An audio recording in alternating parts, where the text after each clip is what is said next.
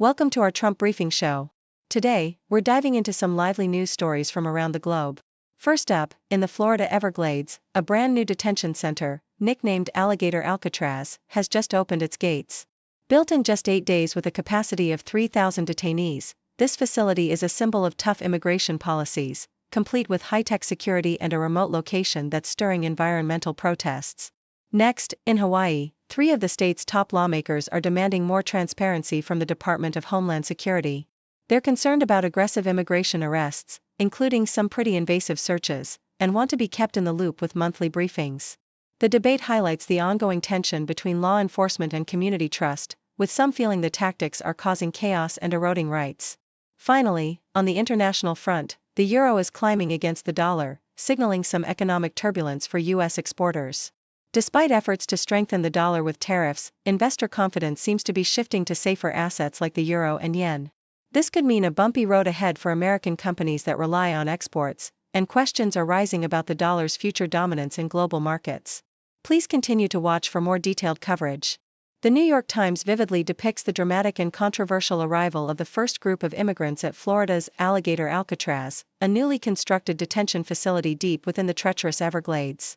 This fortress-like compound, built in a mere 8 days, is equipped with over 200 security cameras, miles of barbed wire, and a formidable staff of 400 security personnel. Its remote location, chosen deliberately for deterrence, is surrounded by environmental protests from Native American tribes and environmentalists, who argue that it threatens the fragile ecosystem and disrespects sacred lands. The facility's design and aggressive branding, complete with memes featuring alligators donning hats labeled ICE, serve as stark symbols of the Trump administration's hardline stance, aiming to send a chilling message to those contemplating illegal entry. Despite assurances of hurricane resilience and efforts to shore up flood-prone areas, the facility remains a potent emblem of a contentious approach to immigration enforcement, blending fear tactics with political posturing. The Los Angeles Times reports on the rising tensions in Hawaii, where 3 of the state's 4 congressional representatives have sharply criticized the federal government's immigration enforcement tactics. Their letter to Homeland Security Secretary Kristi Noem condemns what they describe as aggressive and chaotic actions that have sown confusion and eroded community trust. They cite disturbing incidents, such as the detention and invasive searches of a military family's wife and federal agents loitering around farms and worker neighborhoods, which exemplify their concerns about overreach and the targeting of long-standing community members. The lawmakers demand transparency through regular briefings and call for a more balanced approach that respects due process and local sensitivities.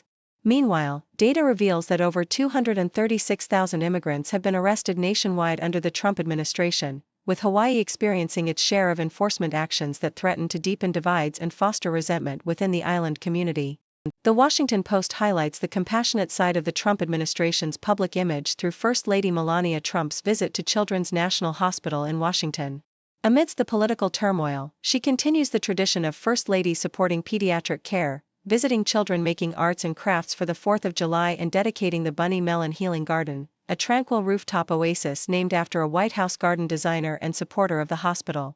Her visit includes a private moment with a young transplant patient and an inspection of a new yellow rose bush donated by the White House, symbolizing hope and healing. Later, she joins President Trump in the Oval Office to meet Eden Alexander, the last American hostage released from Gaza, underscoring a narrative of resilience and human connection amid the broader political landscape.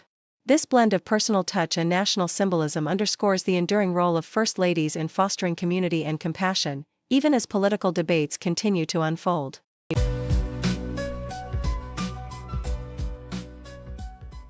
Deutsche Welle vividly illustrates the tumultuous landscape of global currencies in 2025, portraying a dramatic decline of the US dollar by approximately 13% against the euro and over 8% versus the Japanese yen since the start of the year. This sharp depreciation, initially counterintuitive given Trump's tariffs aimed at strengthening the dollar, actually reflects a complex web of economic shifts, including robust European and Japanese growth prospects and increased capital flows back to their home markets. The real catalyst, however, was Trump's aggressive trade policies, which, instead of bolstering the dollar, introduced prolonged uncertainty, dampening investor confidence and pushing them towards safer assets like gold and the yen. Meanwhile, the euro's ascent, fueled by expectations of further appreciation and the European Central Bank's cautious stance, threatens to make EU exports more expensive and less competitive in the US market, especially as negotiations over tariffs remain unresolved.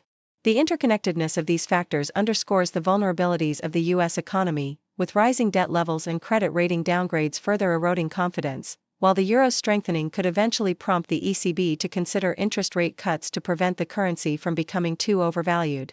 Nikkei Asia provides an insightful perspective on how recent U.S.-Vietnam trade agreements are offering relief to companies like Uniqlo, which relies heavily on Vietnamese manufacturing for its global supply chain. The announcement of a significant tariff reduction, from a proposed 46% down to 20%, represents a crucial reprieve for businesses caught in the crossfire of escalating U.S.-China tensions.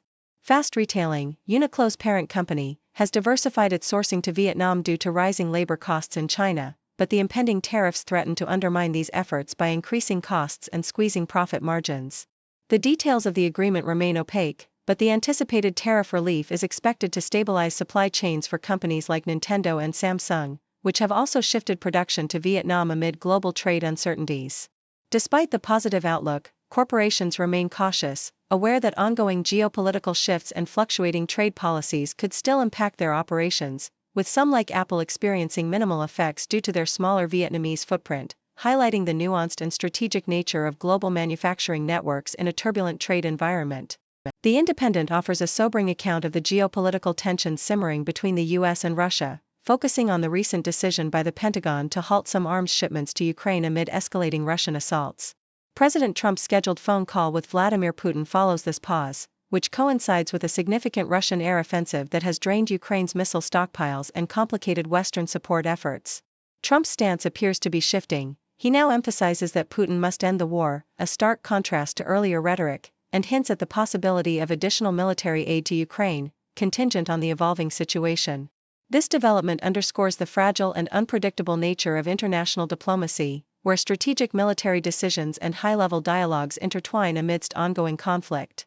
Trump's relationship with Putin has grown increasingly strained, especially as Russian strikes have intensified civilian casualties, prompting Trump to publicly urge Moscow to cease hostilities, an ironic turn considering his previous calls for de-escalation. The geopolitical narrative remains tense, with the U.S. balancing its military commitments and diplomatic efforts, all while navigating the complex and often unpredictable dynamics of a war that continues to threaten global stability.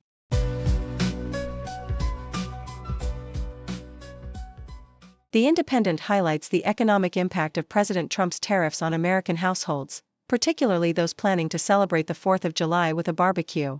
Since the tariff announcement in April, the cost of common cookout items such as beer, grill tools, and outdoor furniture has surged significantly. For instance, prices of popular beer brands like Miller Lite and Coors Light increased by over 13%, while imported beers and aluminum cans faced tariffs that raised costs by 25% and 50%, respectively. Consumer Price Index data and online price tracking reveal that the average grocery trip for a typical 10-person cookout now exceeds $100, marking a 12.7% annualized increase.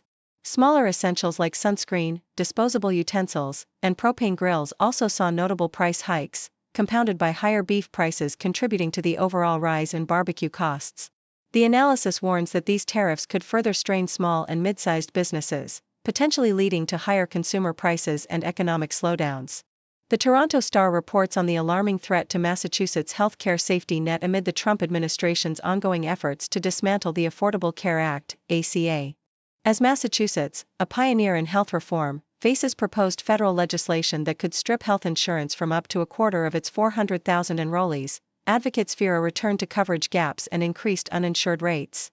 The legislation aims to tighten documentation requirements and restrict access to tax credits, which could cause premiums to skyrocket for many residents, especially non-citizens and low-income citizens, many of whom already rely on the state's programs to access primary care and life-saving medications. Stories from communities like Lawrence reveal how fears of immigration enforcement and bureaucratic hurdles are discouraging vulnerable populations from seeking care, risking their health and economic stability. Experts warn that these changes threaten to undo decades of progress, disproportionately harming those with chronic illnesses and undermining the core principles of equitable healthcare access. CNN reports that U.S. President Donald Trump and Russian President Vladimir Putin are set to have their sixth conversation of the year, a call scheduled for Thursday morning. This renewed communication signals a cautious attempt to mend strained U.S.-Russian relations, which have hit their Cold War lows amid the ongoing Ukraine conflict. Their previous call in June followed a tense escalation in the Middle East, and the current dialogue coincides with the Pentagon's pause on some military aid to Ukraine, including air defense missiles and artillery, as the US reviews its global stockpiles. Meanwhile, Putin's recent direct call with French President Emmanuel Macron, their first in nearly 3 years, underscores a broader pattern of diplomatic outreach amidst complex international tensions. The Independent explores the intriguing possibility of Donald Trump pardoning Sean "Diddy" Combs, who was convicted of transporting individuals for prostitution but acquitted of more serious charges like sex trafficking. Trump, known for pardoning rappers and reality TV stars during his presidency, has not ruled out the idea, citing a desire to look at the facts.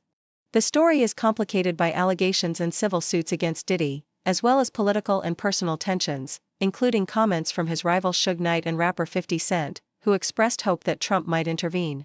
Legal experts and critics, however, dismiss the likelihood of a pardon, especially given the sensitive nature of the charges and the current political climate, making Diddy's potential pardon a provocative and uncertain prospect.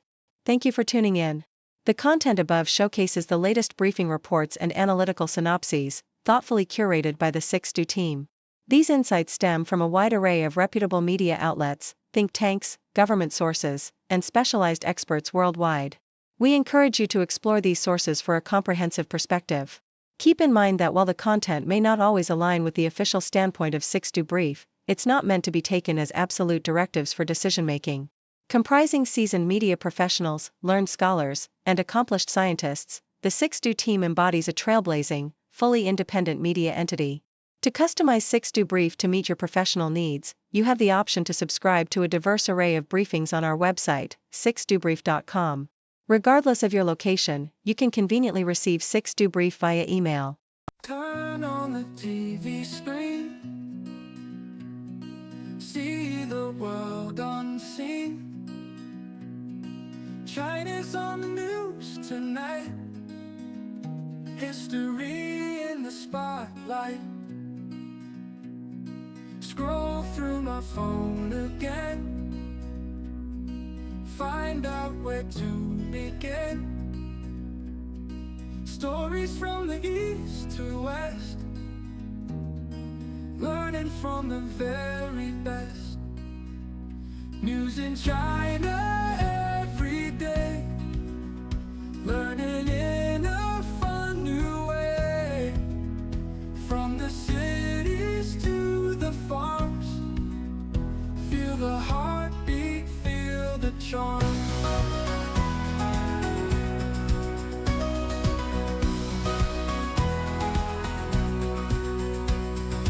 Ancient tales in modern times, mountains high and river rise.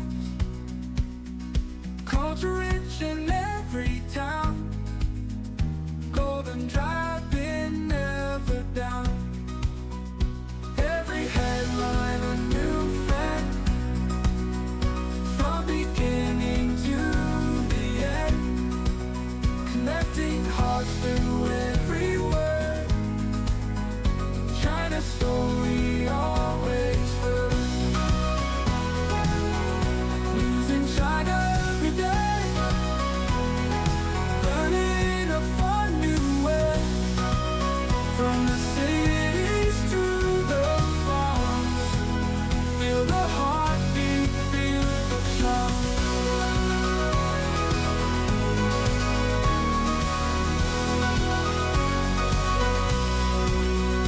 Every headline a new friend, from beginning to the end, connecting hearts through every word.